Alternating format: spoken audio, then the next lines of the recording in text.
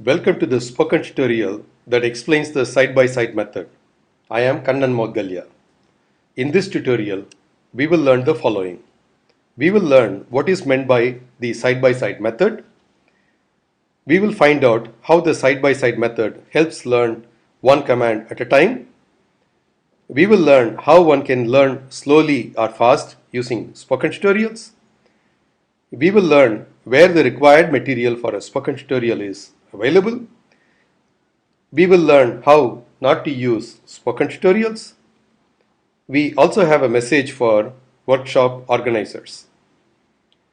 Side-by-side method is a technique that we have developed at IIT Bombay to help you learn a software by yourself, even if there is no expert to guide you. How can you do this? By learning one command at a time from a spoken tutorial. What is meant by learning? Is it just watching a spoken tutorial? A big no. Or is it just by listening to a spoken tutorial carefully? No again. Learning comes from, yes, you got it, by doing, by reproducing every command shown in the spoken tutorial. Can anyone reproduce every command shown in the tutorial? The answer is yes. What makes me say this? This is because we make spoken tutorials suitable for self-learning. How do we do this? It is a long story. Let me just say that we have developed specific methods for this purpose at IIT Bombay. Spoken tutorials are created for self-learning, and hence you can reproduce every command shown in spoken tutorials. What is the best way to reproduce every command? Let me demonstrate it. Let us go to spoken-tutorial.org. Let us locate Scilab spoken tutorials. I will demonstrate with the spoken tutorial called vector operations. I already located this video. Should I maximize the video? Once again, a big no. In fact, you may make it smaller. I have already made it as small as possible. I will move the browser so as to take the video to one side of the screen.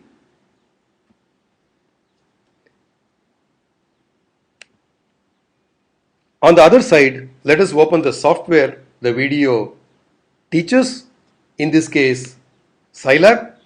Because Scilab is an open source software, we can do this. The spoken tutorial project does not promote commercial software, so you can always download the software that you want to work with free of cost. Should we maximize the software window? No again. Instead, make it smaller and take it to the other side as I have done. I have now opened the spoken tutorial and the software to learn side by side. What do we do next? Let us go to the next slide. Play the video, listen to a command in the spoken tutorial, pause the video, try out the same command on the software. If the command works, listen to the next command. If it does not work, rewind the tutorial, listen again and try, repeat. Let me demonstrate this using Scilab. Let us start by defining a vector. This can be done in two ways, by using spaces as p is equal to open square bracket 1 space 2 space 3, close the square bracket and press enter. Let us pause it. Let me reproduce this command on the Scilab software.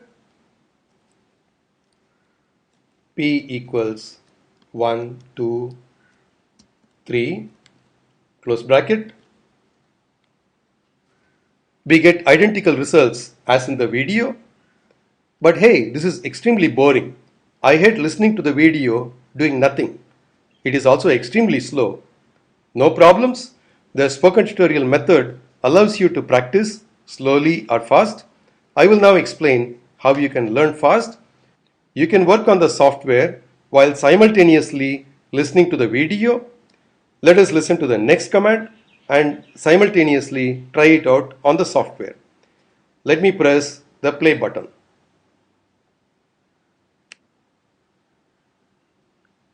Or by using commas as q is equal to open square bracket 2, 3, 4, close the square bracket and press enter. I pause the video.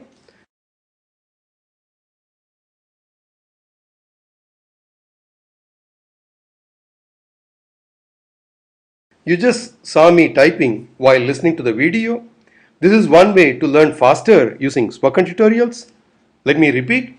The spoken tutorial approach allows you to practice slowly or fast. Sometimes it may be difficult to separate the software from video.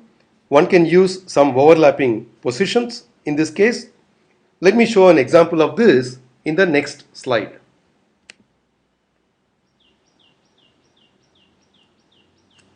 This is a figure that I used in a book chapter that I wrote recently. You see a spoken tutorial on Xfig and also the Xfig software. Although there is an overlap, you can still see parts of it. You can also change positions and change the size as you proceed.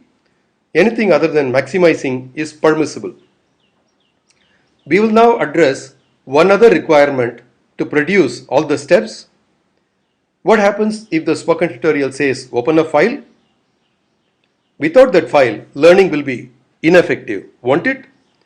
Don't worry, we make available every file used in a spoken tutorial because without these, all steps of a spoken tutorial cannot be reproduced. I will now demonstrate this with an example. For this, let me open a C and C++ tutorial called tokens. I have already advanced it to the correct location. Let me play it now. Let us start with our program. I have already typed the code on the editor. Let me open it. Note that our file name is tokens.c. Let me pause.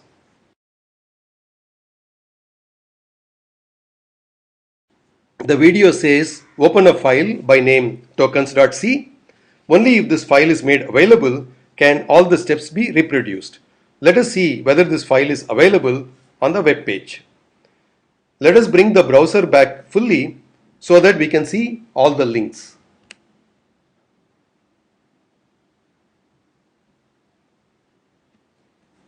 Let us scroll down.